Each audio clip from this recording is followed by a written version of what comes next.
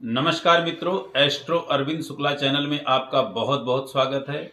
आइए आज बात करते हैं शिवरात्रि क्यों मनाते हैं। भगवान शिव के विवाह का दिन है या भगवान शिव के प्रागट्य का दिन है। इस दिन क्यों शिवरात्रि को मनाते हैं, तो इस विषय में आपको जानकारी देते हैं।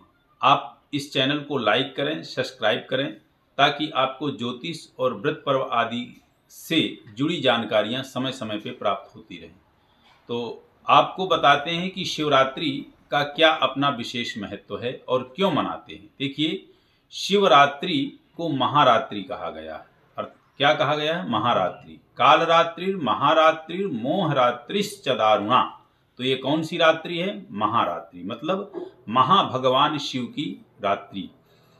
जो विवाह मनाते हैं ये गलत है। उनके विवाह का दिवस नहीं है शिवरात्रि।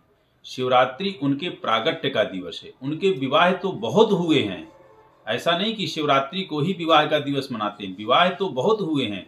माँ भगवती से एक बार नहीं कई जन्मों में उनका जो है साथ हुआ है। लेकिन ये जो शिवरात्रि का दिन है, यथार्थ उनके विवाह का जो दिवस है वैशाख शुक्ल पक्ष पंचमी को होता है। वैशाख शुक्ल पक्ष पंचमी को होता है।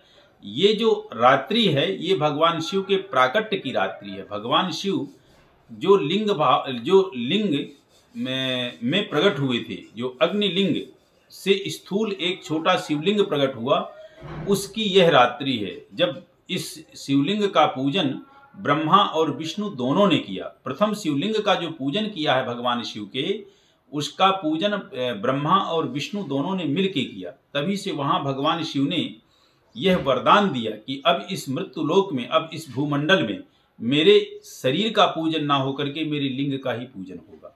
तो जो लोग विवाह का जो है वो मनाते हैं, शुभ अवसर मनाते हैं, जो विवाह की जो है उनकी एक तरह की वर्षगांठ हर्षोल्लास के साथ उत्सव मनाते हैं, विवाह उत्सव मनाते हैं। तो विवाह उत्सव मनाते हैं, अच्छी बात है, ये नहीं कह रहा कि वो कोई गलत बात है। लेकिन यथार्थ में इस दिन जो है भगवान शिव का प्रागट्य हुआ था, उनका प्रादुर्भाव हुआ था, उनका जन्म हुआ था इस दिन शिव जी का लिंग के रूप में। तो इसलिए शिवरात्रि को मनाते हैं। मेन बात आज ये है। और शिवलिंग के पूजन का महत्व बहुत अत्यधिक है।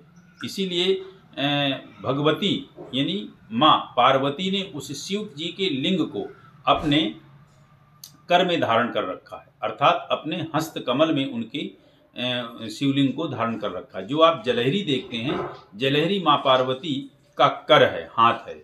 और दो प्रकार का शिवलिंग में पूजन भी आपके दो प्रकार के होते हैं। एक होता है कि बैठ करके शिवलिंग में जल चढ़ाते हैं, और एक होता है खड़े होके चढ़ाते हैं। तो उसके भी दो प्रकार की स्थिति है। जो खड़े होके चढ़ाते हैं, आप देखेंगे वो शिवलिंग दो भागों में बटा होता है। एक तो नीचे से जलहरी आई होती है, फिर ऊपर से शिवलिंग होता है डमरू आकृति का। जैसे एक डमरू को खड़ा करो तो नीचे से चौड़ा है और फिर बीच में आके पतला हो गया, फिर ऊपर चौड़ा है। तो उसमें खड़े होके जल चढ़ाते हैं। और भगवान शिव का पूजन जब भी आप करें तो ईशान कोण की तरफ अपना फेस करके फिर भगवान शिव का पूजन करें, वह आपको विशेष लाभप्रद होगा। क्यों?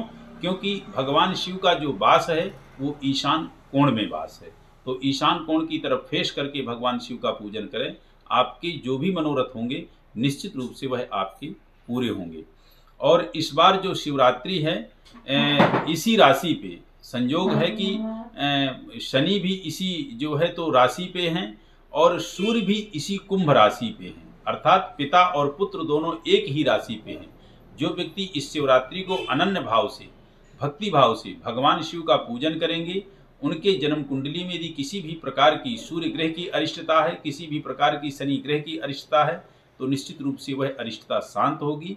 और एक सूर्य शनि ग्रह नहीं, नवग्रहों में कोई भी ग्रह यदि अरिष्टकारी आपको प्रतिफल प्रदान कर रहा है या नव के नवग्रह आपको अरिष्ट प्रतिफल दे रहे हैं, तो उन सबकी निश्चित रूप से शांति होगी। तो इस प्रकार से आप शिवरात्रि में भगवान शिव का पूजन करें। और शिवरात्रि क्यों मनाई जाती है? क्योंकि उनका जन्मदिन हुआ था। विवाह का उत्सव मनाते हैं, गलत नहीं है, सही है। लेकिन मेन बात उनकी जो है, उस दिन विवाह नहीं हुआ था, उस दिन उनका प्रागट्य हुआ था। इसलिए भगवान शिव की शिवरात्रि को मनाते हैं। नमस्कार।